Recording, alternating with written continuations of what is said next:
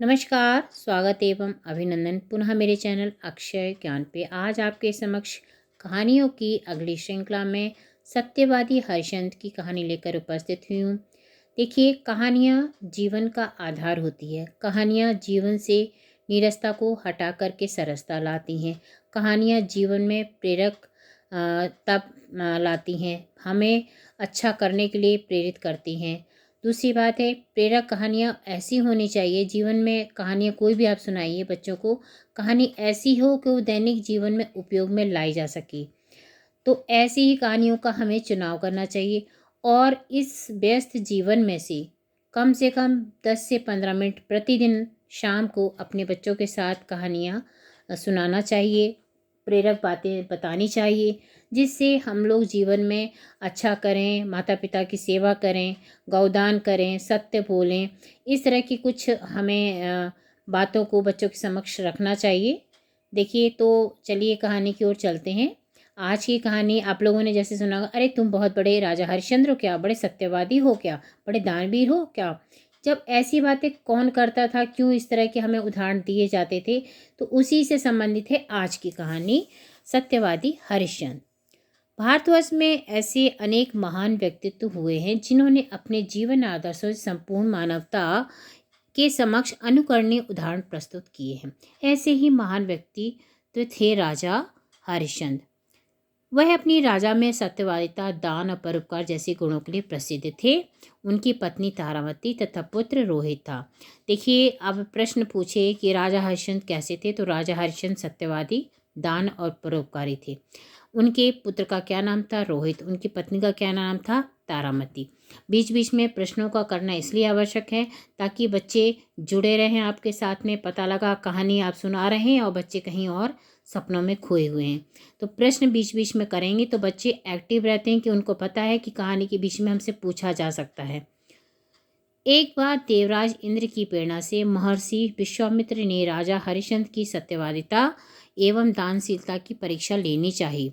वह राजा हरिश्चंद्र के स्वप्न में प्रकट हुए और उनसे दान में संपूर्ण राजपाट मांग लिया। राजा हरिश्चंद्र ने स्वप्न में ही उन्हें सब कुछ दान कर दिया। अगले दिन प्रातःकाल मुनि विश्वामित्र दरबार में उपस्थित हुए और अपनी दक्षिणा के रूप में 1 सहस्त्र स्वर्ण मुद्राएं मांगी। राजा हरिश्चंद्र अपना सब कुछ दान कर चुके थे। मुनि बिना दक्षिणा लिए चले जाएं, यह भी संभव नहीं था, क्योंकि राजा हरिश्चंद्र के दरबार में कोई भी आता था खाली हाथ नहीं जाता था। कोई उपाय नहीं दिखा। राजा हरिश्चंद्र ने दक्षिणा चुकाने के लिए स्वयं को परिवार सहित बेचने का निर्णय लिया। राजा हरिश्चंद्र को शमशान में कर वसूल कर दाह संस्कार कराने वाले व्यक्ति ने खरीद लिया और उनकी पत्नी और पुत्र को घरेलू कामकाज के लिए एक ब्राह्मण ने। देखिए, उन्होंने सोचिए कि विश्वामित्र को दान करने के लिए स्वयं को बेच दिया और उनको लिया किसने? शमशान में काम करने वाले बंदे ने लिया। और उनकी जो पत्नी और पुत्र था वो एक ब्राह्मण ने अपने घर में काम के लिए उसको रख लिया। एक दिन जंगल में रोहित को विषैले सर्प ने डस लिया। देखिए, रोहित कौन है? रोहित राजा हरिश्चंद्र का पुत्र है। असहाय तारामती मृत पुत्र को गोद में उठाकर अंत्येष्टि के लिए शमशान ले गई।